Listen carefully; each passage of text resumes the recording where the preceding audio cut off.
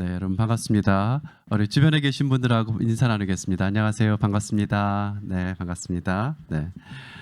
지난주에 우리가 사람을 위한 첫 번째 강구 일용할 양식을 주시옵고 그것에 이어서 오늘은 우리 죄를 사하여 주시옵고에 대한 말씀을 나누도록 하겠습니다.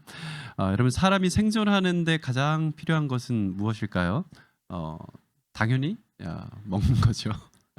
먹어야 삽니다. 그래서 이제 두말할 것도 없이 일용할 양식이 우리에게는 꼭 필요하기 때문에 하나님께서는 어떤 주님의 나라와 그 영광을 구하는 이 전반부 기도에 이어서 후반부 기도로 들어가는 그 첫 번째를 양식을 구하는 그 기도로 이렇게 시작하도록 가르쳐 주신 것입니다. 그러니까 제가 볼 때는 이 주기도문이 가진 그 균형미, 그 균형의 아름다움은 이런 데서 정말 더 두드러지게 나타나는 게 아닌가 하는 생각이 듭니다. 그러니까 뭐냐면 우리가 막 그 영적인 것을 구한다고 막 하잖아요, 사람들이. 그렇지만 그 하나님 나라를 구하는 이 영적인 것과 우리가 우리의 삶에 필요한 그 육적인 필요를 구하는 이것과 결코 분리되지 않는다는 겁니다. 이것이 통합된 하나의 기도 속에 어우러져서 하나님께 영광 돌리는 하나님 나라의 백성으로 살아가는 그러한 삶이 이루어진다는 것이죠. 여러분 하나님께서 우리를 지으시고 뭐라 그러셨나요? 뭐라 그러셨나요? 하나님이 이건 못 써먹겠구만 그러셨나요? 하나님이 우리를 보시고 심히 좋다고 하셨거든요. 내가 지었지만 진짜 참 좋다. 참 좋다. 하나님이 이 말씀을 사람을 지으시고 난 후에 하신 거거든요. 그러니까 여러분 하나님이 우리를 보시는 그 관점이 너무너무 중요합니다. 그래서 하나님과 친밀한 교제와 동행을 통해서 하나님의 기쁨이요 영광으로 살아가도록 우리를 그렇게 지으신 것이거든요. 그러니까 그런 사람들에게 하나님께서 무엇을 아끼시겠습니까? 그러니까 우리에게 우리의 존재를 긍정하실 뿐만 아니라 우리를 먹이시는 아버지시라는 것을 성경은 계속해서 우리에게 보여주고 있는 것이지요. 사람들은 때때로 그 상대를 부정하고 싶은 욕망이 있어요. 저것만 없어지면 내 생이 진짜 편할 텐데. 저 인간 눈에 가시 같은 저 인간만 없으면은 내가 내 인생이 진짜 날개를 펴고 날아갈 텐데 이런 생각을 할 때가 있죠. 그런데 여러분 사람은 사람을 이렇게 쉽게 부정할지라도 그 존재 가치를 정말 막 없이 하고 싶을지라도 하나님은 다르시거든요. 우리를 보실 때 참 좋다. 참 좋다. 그렇기 때문에 그런 우리의 어떤 그 존재를 긍정하시는 하나님께서 이 기도를 알려주시면서 하나님의 영광을 구한 뒤에 바로 일용할 양식을 구하도록 허락하신 것이죠. 여러분 일용할 양식을 구한 이 기도를 드리는 이의 그 겸손함을 여러분 한번 생각해 보세요. 그 사람은 가진 것이 많든 적든 하나님 없이는 단 하루도 살아갈 수 없다고 생각하는 사람이거든요. 하나님 없이는 제가 일용할 양식도 얻을 수 없습니다. 이런 겸손함을 가지고 하나님께 간구하면서 나아가는 사람이거든요. 그러니까 그는 정말 하나님께 매우 단순하고 명료하게 일용할 양식, 하루 양식을 구하는 겁니다. 그렇게 기도할 수 있는 그 사람은 그의 삶에 필요한 모든 그것들, 그의 삶의 모든 필요에 대한 그 충족들은 하나님께로부터 온다는 것을 아는 사람이죠. 그는 그의 삶의 모든 것을 하나님께 바친 사람이죠. 그러니까 여러분 그의 기도가 얼마나 간절하겠습니까? 여러분 하나님께 무언가를 진짜 내가 드릴 수 없을 만한 것들을 드려본 경험이 있습니까? 그리고 난 뒤에 그 기도는요 간절하죠. 여러분 공부 안 한 애들은요 시험 전에 그렇게 간절히 기도 안 합니다. 공부 열심히 정말 자기의 삶의 어떤 그 피땀을 흘려서 온 힘을 기울여서 모든 것을 바친 뒤에는요 겸손하게 기도하게 되거든요. 하나님께 모든 것이 달렸습니다. 여러분 그는 그의 삶의 모든 것을 하나님께 다 바친 사람입니다. 그의 기도는 간절하고요. 그의 기도를 하나님께서 저버리실 리가 없습니다. 일용할 양식을 구하는 기도를 반드시 하나님은 충족시켜 주신다는 것이지요. 이 맥락에 이어지는 간구가 바로 오늘의 간구입니다. 여러분, 인간의 생존을 위해서 일용할 양식이 그토록 필요한 것과 같이 존재하는 모든 인간에게 필요한 것이 무엇이냐? 그게 바로 용서라는 겁니다. 용서 없이는요, 어떤 인간도 존재할 수가 없다는 겁니다. 여러분, 어떤 누구도 무슨 문제를 벗어날 수 없는가 하면 죄의 문제를 벗어날 수가 없죠. 죄 안 짓는 인간이었거든요. 여러분, 저만 해도요, 제 지은 죄로 죽게 생긴 인간이거든요. 어쩔 수가 없어요. 저희 마님이 저를 사해주지 않으셨으면은 이혼감이죠. 그러나 제 아내가 저를 참아주고 용납해주고 용서해주기 때문에 제가 한 가정의 가장으로 살아갈 수 있는 거거든요. 제 아내도 마찬가지예요. 네, 이 자리에 없기 때문에 담대합니다, 저는. 아니, 여러분 생각해보세요. 부부가 살아가는데 서로 용서하지 않고 살아간다. 말이 되나요? 불가능한 일입니다. 부모 자식 간에 서로 용서하지 않고 가정을 이루고 살아간다? 불가능한 일입니다. 용서가 없이는 우리는 존재할 수 없는 거거든요. 여러분, 모든 사람이 죄인이기 때문에 죄로 인한 영적 죽음의 문제를 맞닥뜨리고, 그래서 모든 사람에게 용서가 필요한 겁니다. 우린 다 용서가 필요한 사람들이에요. 용서와 용납을 전제하지 않고는 어떤 공동생활도 이루어질 수가 없고, 심지어는 인간의 존재 자체도 부정당할 수밖에 없어요. 하나님으로부터. 하나님의 용서가 전제되지 않는다면 어떤 인간이 하나님 앞에 살아갈 수 있겠느냐는 겁니다. 지금 생각해보면 제가 자라면서 말썽도 참 많이 피웠어요. 초등학교 4학년 때 학교에서 친구들하고 오징어포라는 그 놀이를 했어요. 그거 아시나 모르겠어요. 오징어 모양을 그려놓고서 이 머리 꼭대기를 이긴 사람들은 지키고 진 사람들은 하여간 이 가운데 몸통에 지키면서 하여간 뭐 그런 게임이에요. 어쨌든 뭐 다 설명할 수는 없고. 근데 이제 제가 이제 그 머리 꼭대기에 제가 들어가 있었는데, 저희 같은 팀인 친구가 나가서 들어오질 않는 거예요. 나도 나가가지고 활보하고 싶은데 막 만세도 부르고 막 저 그 게임에 그 룰이 있는데 안 들어오는 거예요. 저 조그만 놈이. 그래가지고 제가 야 아무개나 들어와. 그리고 제가 얘기를 했어요. 그런데 얘가 깐족깐족거리면서 제 말을 안 들었어요. 제가 이렇게 보기에는 곱상하게 순해 보이죠? 아닌가요? 한때는 제가 잘 나갔거든요. 막 제가 약간 걔가 깐족대고 말을 안 들으니까 제가 화가 나가지고요. 돌멩이를 집어 던져버렸어요. 그런데 그 돌멩이가 글쎄 그 친구 이마에 맞아가지고 그 이마가 찢어져가지고 피가 줄줄 나는 거예요. 학교에서는 난리가 났습니다. 그러니까 제가 이제 맞춘 게 골리앗이었으면은 저는 이제 영웅이 되는 거였는데 그 돌팔매 실력으로 말썽만 피웠거든요, 제가. 그래서 담임 선생님한테 불려가가지고 혼이 나고 담임 선생님이 부모님 모셔오라는 거예요. 정말 어떻게 할 줄 모르겠더라고요. 그러니까 도무지 진짜 자식 내키우면서 너무너무 고생하시는 엄마 아버지한테 그 말씀을 드릴 수가 없겠는 거예요. 엄마한테 말했다가는 좀 맞아 죽을 지경이고, 그나마 어떻게 아버지한테 말씀드려볼까 했는데도 너무 죄송해가지고 말씀드릴 용기가 안 났어요. 그래서 학교에서 선생님한테 거짓말을 했어요. 뭐라 그러냐면, 부모님 모셔오라 그랬을 때 우리 엄마 아버지 바빠서 못 오신다. 치료비는 다 대주신다고 했다. 이렇게 거짓말을 했습니다. 이렇게 거짓말 해보셨죠? 거짓말? 저만 해봤나요? 거짓말 해보신 분들은 다 알 거예요. 하고 나면 껄쩍지근합니다. 그게 마음을 옥죄고 그 불편한 마음이요, 사는 게 사는 것 같지가 않은 거예요. 학교에 가면은 선생님 뵙기가 너무너무 두렵고, 또 집에 가서는 뭐 부모님께 이제 뭐 이렇게 말씀도 못 드리고.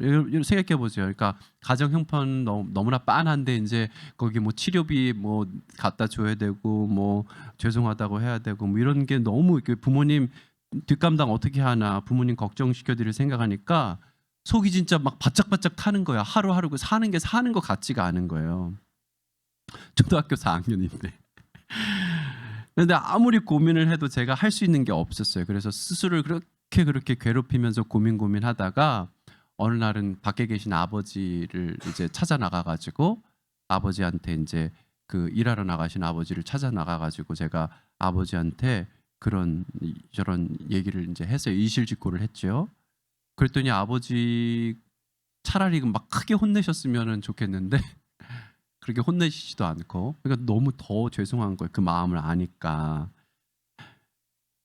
그래서 그 아버지랑 같이 이제 그 어려운 형편에 이제 치료비 뭐 저로 해가지고 아마 돈도 좀 건네셨을 것 같고, 그리고 이제 그 친구 어머니가 운영하시는 작은 그 식당에 가가지고 저희 아버지랑 같이 가가지고 그 이렇게 죄송하다고 용서를 구했던 기억이 지금도 나거든요. 그럼 초등학생인 저는 사실 그게 감당이 안 됐죠. 네. 그렇지만 저희 아버지는 감당을 해주시더라고요. 어려운 상황이었지만. 여러분, 죄의 문제를 해결하는 방법은 뭘까요? 우리가 죄의 짐을 무겁게 안고 살아가는 이 삶에서 죄의 문제를, 우리가 감당할 수 없는 그 죄의 문제를 해결하는 유일한 방법은 잘못을 인정하고 용서를 구하는 것입니다. 참회와 용서가 없는 관계에는요, 단절이 찾아오고 아픔이 있고요, 그리고 공포와 그 불안이 이 사람을 다 집어 삼켜버리고 맙니다. 여러분, 사람들이요, 불안해하고요, 모순된 행동을 하고요, 이해할 수 없는 과잉 반응들을 보이는 것들의 그 근저에는요, 거의 대부분은 용서받지 못한 죄가 자리하고 있기 십상입니다. 그러니까 이 죄의 문제가 해결되지 않았을 때 사람은 자연스러울 수가 없고요, 건강할 수가 없고요, 그 죄의 문제로 인해서 계속해서 더 큰 문제들을 야기시키는, 그리고 나를 해치고 타인을 해치는 고통이 연속되는 삶을 살아갈 수밖에 없다는 겁니다. 여러분, 죄의 고백과 용서 구함, 이것이 모든 사람에게 필요합니다.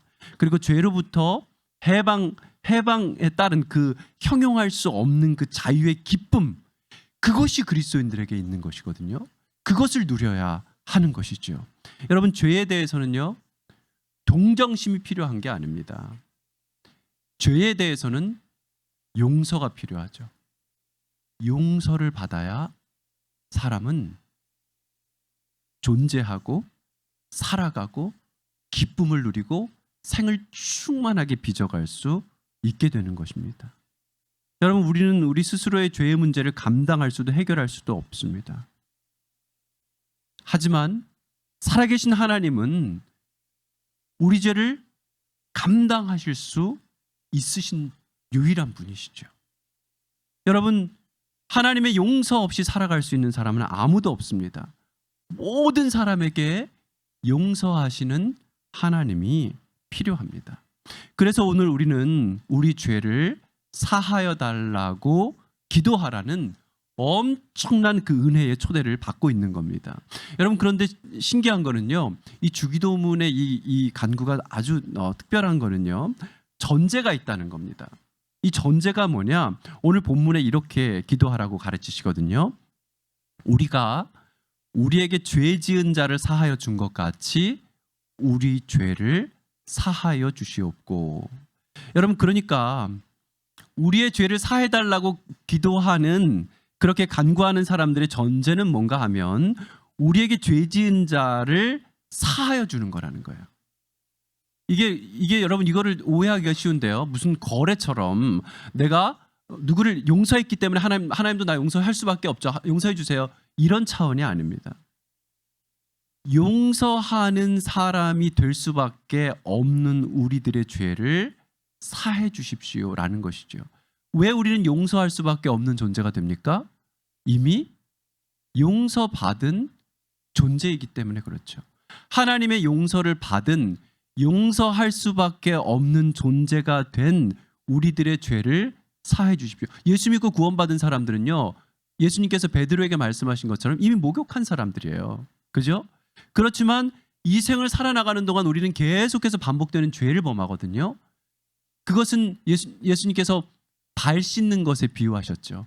그러니까 그렇게 주님 앞에 나아갈 때에 계속 우리가 반복적으로 짓는 그 죄들에 대해서 하나님 앞에 용서해 달라고 간구하면서 나가는 것이고, 그리고 그때의 전제는 뭐냐면 주님, 우리도 용서하는 사람이 될 수밖에 없음을 고백합니다 라는 것이지요. 여러분, 하나님은 용서하시는 하나님이십니다. 우리는 하나님의 형상, 하나님의 성품을 따라서 만들어진 존재들이죠. 우리는 그런 차원에서의 용서를 회복할 필요가 있는 것입니다. 근데 여러분, 용서하기가 쉽던가요? 왜 이렇게 용서는 어려운지 모르겠습니다. 다리가 용서하기가 너무너무 어려워요. 베드로가 여러분 그 예수님께 나와서 뭐라 그랬습니까? 주여, 형제가 내게 죄를 범하면 몇 번이나 용서하여 주리이까? 7번까지 할까요? 나름 이제 세게 부른 거죠. 여러분 7번 용서해 보셨어요? 7번 용서하기 엄청 어렵습니다. 그죠? 한 번, 두 번이면 됐지, 세 번째 똑같은 죄를 범하면 네가 사람이냐? 이렇게 나오거든요. 그렇게 되죠, 우리 심정이. 그죠? 여러분 생각해 보세요. 내가 친구랑 만나는데 친구랑 약속할 때마다 얘가 10분, 20분, 30분 계속 늦어요. 첫 번, 두 번은 괜찮지만 세 번째 만나겠어요? 친구라면 만나야죠, 여러분. 세 번 갖고 그거 안 만나고 그러면 안 됩니다. 네? 그냥 늦게 오겠거니 그리고 다음엔 30분 지나서 나가시면 돼요. 그래서 계속 친구의 관계를 유지해야죠. 근데 사실 그게 쉽지가 않은 거거든요. 그러니까 베드로가 물은 겁니다. 7번까지 용서할까요, 주님? 대단하게 물은 건데 주님께서 뭘 하시냐면 7번뿐 아니라 7번을 70번까지라도 할지니라. 그러니까 한두 번 용서에 그치는 게 아니라 무한으로 용서하라는 거예요. 하나님의 공동체 안에서 형제자매를 용서하는 삶은 제한되어서는 안 된다는 거예요. 무한한 용서로 우리를 용납해 주신 그 주님처럼 너희들도 그렇게 할 때 하나님 나라의 공동체가 만들어질 수 있다는 겁니다. 아멘? 어렵죠. 아멘 하기 진짜 싫고 내가 진짜 왜 그래야 돼? 그렇지만 여러분 잘 생각해서 여러분 자신을 생각하세요. 무한 반복되는 그 죄를 하나님 계속 참고 계시고 계속 용납하시고 계속 용서해 주시고 오늘의 여러분을 이르게 하신 그 하나님을 기억하십시오. 그렇다면 우린 용서해야 되는 것이죠. 이게 예수님이 이 얘기하신 후에 바로 이어서 해주신 얘기가 만달란트, 그 빚진 자 이야기를 들려주신 거예요. 여러분, 그 만달란트, 한 달란트가 얼마냐면요 6,000데나리온이요. 6,000데나리온. 임금한테 그 한 사람이 빚진 게 1만 달란트인데요. 1만 달란트. 한 달란트가 6,000데나리온. 한 데나리온은 노동자의 하루 품삯이거든요. 그러니까 노동자가 1년에 뭐 많이 일해봐야 300일 정도 일한다고 하면 무려 20년을요 일하고 하나도 먹지도 않고 쓰지도 말아야 돼요. 그래야 한 달란트를 모을 수 있어요. 한 달란트. 그러니까 여러분 1만 달란트라는 것은 20만 년 동안 여러분이 노동을 해서야 갚을 수 있는 거라는, 그러니까 못 갚는 거라는 거예요. 못 갚는 거라는 거예요. 그러니까 요세푸스가 그 기록한 걸 보니까요, 헤롯 아켈라우스가 유대 전체를 통치했을 때 거둔 세금 규모가 600달란트였대요. 600달란트. 그러니까 여러분 1만 달란트는 도대체 얼마나 많은 겁니까? 천문학적인 액수, 누구도 갚을 수 없는 액수죠. 놀라운 것은요, 왕이 그 종을 불쌍히 여겨서 용서해 준다는 거예요. 그 빚을 탕감해 줬다는 거예요. 여러분, 이 아람어 호바는요, 빚이라는 뜻과 죄라는 뜻이 있거든요. 어떤 인간도 도저히 갚을 수 없는 것, 어떤 인간도 해결할 수 없는 것이 바로 죄라고 성경은 말하고 있는 것이고요. 그것을 살아계신 하나님께서 용서해 주셨다는 그런 말씀을 예수님은 하고 계신 겁니다. 한데 이 종은 어떻게 했어요? 100데나리온 빚진 동료를 찾아가지고 목을 잡고 빚을 갚으라고 합니다. 나는 이제 탕감 받았다 이거예요. 너는 죽어봐라 이거예요. 이게 여러분 사람입니까? 한 번만 참아달라고 갚겠다고 그렇게 애원을 했지만 그 동료를 옥에 가둬버리고 말죠. 여러분, 이 소식을 들은 주인은 어떻게 했습니까?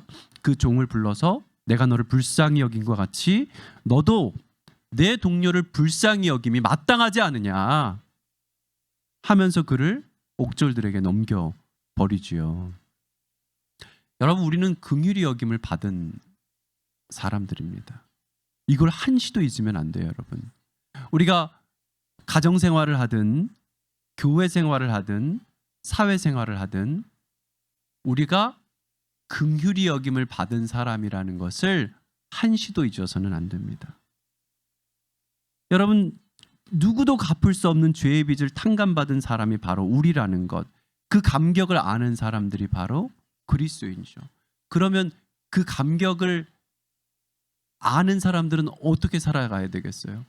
당연히 용납하고 용서하는 길을 그냥 내 감정 때문에 막 힘들어하고 죽을 것 같이 그렇게 억지로 하는 것이 아니라 너무너무나 기쁘고 너무너무나 감사함으로 그걸 감당할 수 있어야 된다는 거예요. 여러분, 실제로 제가 여러분들한테 1,000,000불씩 나눠주고 네?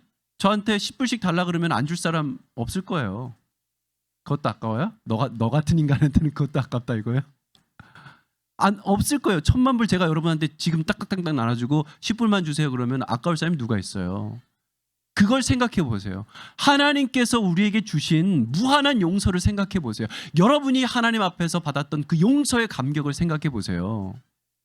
그러면 용서 못할 죄가 무엇이 있습니까? 극악무도한 이 죄를 하나님 살려주셨는데 누구를 용서 못하고 누구를 미워할 수 있겠느냐는 겁니다. 여러분, 이 어떤 가정주부가 남편의 수입이 줄어가지고 이제 동네 구멍가게를 내가지고 이제 가게를 시작했어요. 정직하고 친절하게 물건을 파니까 손님이 막 넘쳐요. 그래서 장사가 너무너무 잘 됐는데 너무 공교롭게도 비슷한 물건들을 파는 그런 가게를 바로 그 건너편에 어떤 사람이 열은 거예요. 무슨 마음이 들겠어요, 여러분? 이게 상도가 아니잖아요. 괘씸한 마음도 들겠죠. 너무 미운 마음이 들겠죠. 근데 이분이 그래도 함께 살아가야지 이런 생각이 들어서 그 부인이 이제 어떻게 했냐면 자기가 파는 물건의 종류를 줄였대요. 오히려 이렇게 줄여서 손님들이 찾아오면은 그 물건을 찾으면은 그 물건은 건너편 가게에 가시면 찾으실 수 있습니다. 이렇게 했다는 거예요. 이렇게 도량이 넓은 사람이 어디 있어요, 세상에? 그러니까 이제 그렇게 되니까 자연히 손님들이 좀 줄겠죠. 그래서 이 부인이 이제 장사가 좀 한가져지니까 시간이 많아서 좋아하던 책을 많이 읽었고 그리고 틈틈이 글도 썼는데 그렇게 해서 이분이 이제 소설가가 되는데 이분이 누구냐면 빙점을 쓰신 그 미우라 아야코 여자거든요. 남다르죠, 여러분? 그러니까 여러분, 우리가 남을 용납하고 남을 받아들이고 함께 살아가려고 하는 태도는요 언제나 플러스입니다. 언제나 플러스예요. 거기에는 절대 마이너스가 없습니다. 남을 용서하는 삶, 그게 여러분 내가 뭔가 손해보는 것 같고 억울한 것 같고 막 나는 화병에 죽을 것 같고 그런 거 아닙니다. 용서해 보세요. 살만 납니다. 용서해 보세요. 그거는 정말 그 감옥에서 나를 구출하는 것이지 내가 손해보거나 결코 그 어떤 무슨 억울함을 당하거나 이런 게 아닙니다. 여러분, 용서한다는 것은 그 사람의 잘못을 옳다고 긍정하는 것도 아닙니다. 그 잘못은 잘못으로 남아 있을지라도 나는 용서한다는 거예요. 이것은 정말 건강한 사람만 할 수 있는 거거든요. 여러분, 용서는 다른 사람을 살게 하려는 어떤 목적을 가진 게 아니에요. 용서하지 못한 그 지옥 같은 마음으로부터, 그래서 반복적으로 나를 괴롭히고 그 사람이 내가 어디를 가든지 따라와서 나를 괴롭히는 것으로부터 나를 자유롭게 하는 것이거든요. 그 라와나 블랙웨일이라는 사람은 이렇게 말을 했어요. 용서의 엄청난 혜택은 용서를 하는 사람에게 돌아가므로 용서는 매우 이기적인 행동이다. 이렇게까지 얘기를 했어요. 참 옳은 말이죠, 여러분. 지혜로운 말입니다. 용서를 해본 분은 알아요. 용서만큼 정말 강력한 것이 없고요. 용서만큼 나를 살게 하는 것이 없습니다. 여러분, 예수님은 어떠셨어요? 십자가에 달려 돌아가시면서 자기 자신을 못 박은 이들을 보면서 아버지, 저들을 사하여 주옵소서. 자기들이 하는 것을 알지 못함이니이다. 이렇게 기도하셨습니다. 여러분, 이 예수님을 기억하십시오. 여러분을 죽이는 사람들을 향해서 어떻게 이런 기도가 예수님은 진짜 터져 나올 수가 있었을까 싶은데요. 주님은 이렇게 기도하신 거예요. 근데 여기에 정말 큰 지혜가 담겨 있는 것 같아요. 여러분, 그 사람이 하는 행동이 뭔지를 모르고 그렇게 하는 겁니다. 그러니까 그런 짓을 하겠지. 알면 그렇게 하겠습니까? 그게 사람이라면 알고 그런 짓을 하겠습니까? 그 사람도 말할 수 없는 그 고통 속에서 자기 삶을 어떻게 주체할 수 없기 때문에 그런 반복된 잘못들을 저지르면서 살아가는 거예요. 어떻게 할지를 모른 채. 여러분, 이 예수님을 기억하면서 용서받고 싶어 하는 나를 깊이 이해하고, 우린 다 용서받고 싶잖아요. 그죠? 용서받고 싶어 하는 나를 깊이 이해하고 무엇이 옳고 그른지를 잘 알지 못하는 사람들을 이해한다면 상대적으로 용서는 훨씬 쉬워집니다. 그래서 여러분, 이런 용서의 삶을 우리가 반드시 우리의 삶에 하여간 실천해 나갈 수 있어야 되는데요. 용서에서 제일 어려운 파트는요, 제가 이만큼 살고 보니까 자기 자신을 용서하는 겁니다. 딴 사람들이야 그냥 잊어버릴 수도 있고 안 만날 수도 있고 아니면 용서하고 그냥 넘어갈 수도 있는데, 나 자신은 왜 이렇게 용서가 안 되는지 모르겠어요. 지금껏 계속 반복해서 실패해온 나를, 어떤 사안에 대해서 엄청나게 잘못한 나를 우리는 그 자리에 메워두고 용서하지 못합니다. 하나님께서도 우리를 용서하셨는데 놀라운 것은 우리 자신이 우리 자신을 용서하지 못하고 우리 스스로를 자기 자신을 용서하지 않은 채로, 자신을 용서하지 못한 채로 계속 자기 자신을 학대하고 황폐하게 만드는 그 반복적인 일상의 태도에서 벗어나지 못하는 겁니다. 여러분, 이것으로부터 벗어나는 그 은혜를 누리시기를 축복합니다. 그리스도인들에게 하나님은 이 은혜를 주신 거거든요. 나를 용서할 수 없는 모든 사람들이 진정으로 살아계신 하나님을 만나야 됩니다.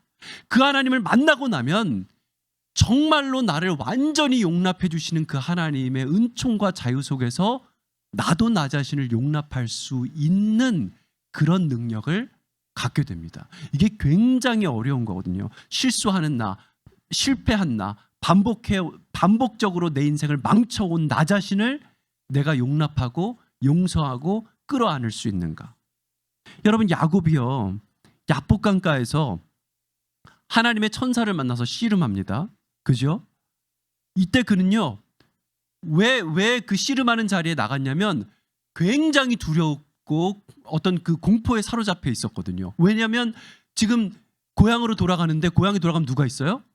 자기가 2번씩이나 속여가지고 장자권을 뺏고 모든 축복을 다 뺏었던 형 에서가 기다리고 있는 거예요. 그러니까 극도의 공포가 밀려와가지고요, 모든 그 자기 재산과 식구들을 다 건너게 한 후에 자기 혼자만 야복 그 강가에 남아가지고 하나님께 기도하는 겁니다. 씨름을 하는 겁니다.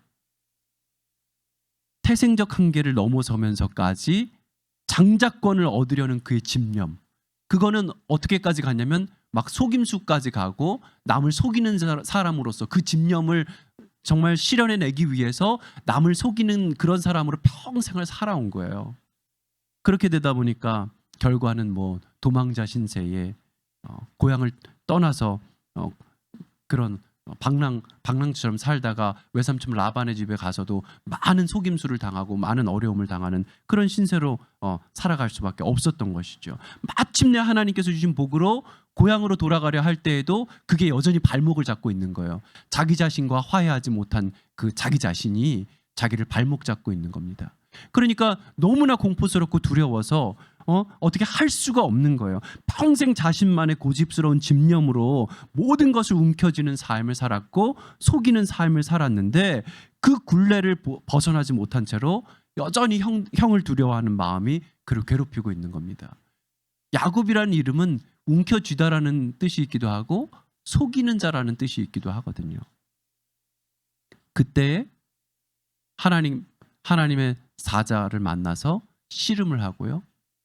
그리고 그때 비로소 이름을 말씀해 주시지 않는, 이름이 없는, 그러니까 규정할 수 없이 넓으시고 무한함으로 우리를 포용하시는 그 하나님이 야곱에게 이름을 물으십니다. 내 이름이 무엇이냐?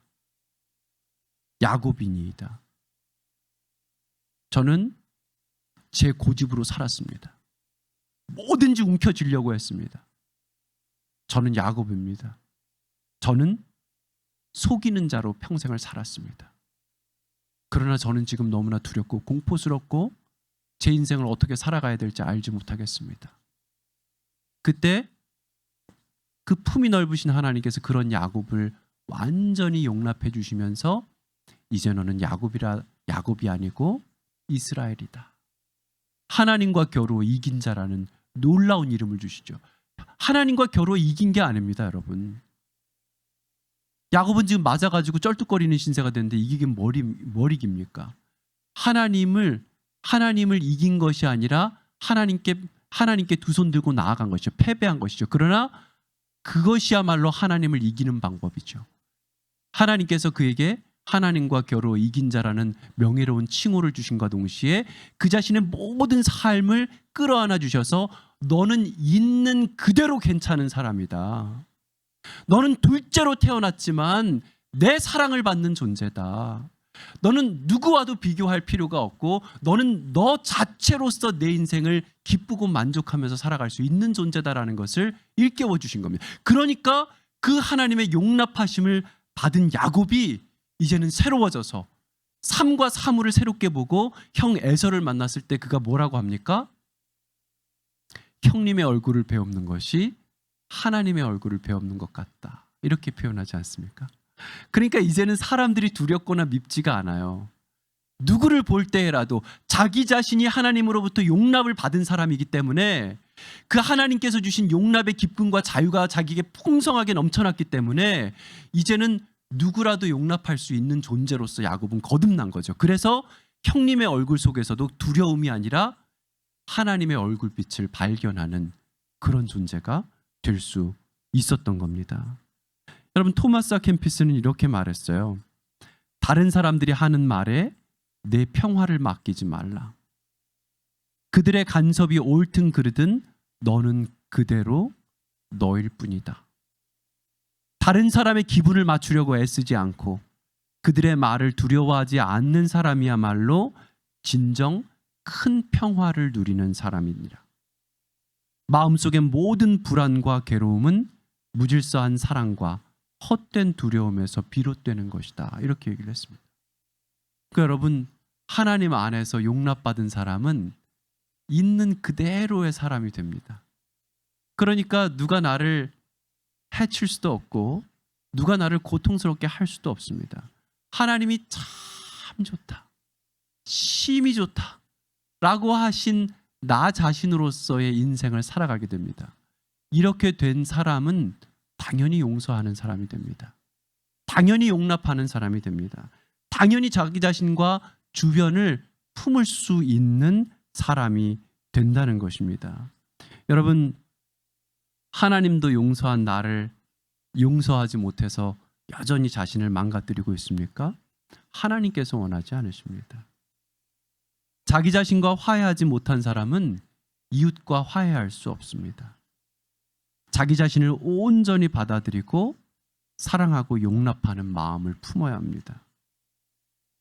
주님께서 우리에게 가르쳐 주신 이 주기도문의 이 기도를 통하여서 주님은 우리로 하여금 용서를 간구하라고 말씀하고 있습니다. 용서받지 않은 죄는 우리를 두고두고 괴롭힙니다. 그러나 우리가 죄를 자백하면 하나님은 우리가 어떤 죄를 지었든지 용서하시겠다고 약속하십니다. 만일 우리가 우리 죄를 자백하면 저는 미쁘시고 의로우사 우리 죄를 사하시며 모든 불의에서 우리를 깨끗하게 하실 것이요. 수고하고 무거운 짐진 자들아 다 내게로 오라. 내가 너희를 쉬게 하리라. 여러분, 죄의 짐을 주님께 내려놓으십시오. 그리고 용서하는 삶, 나를 용서하고 이웃을 용서하는 나 그대로인 그 충만한 기쁨을 누리는 삶으로 나아가십시오. 그 충만한 은총의 성령의 역사가 여러분 삶 가운데 가득하기를 주님의 이름으로 축복합니다.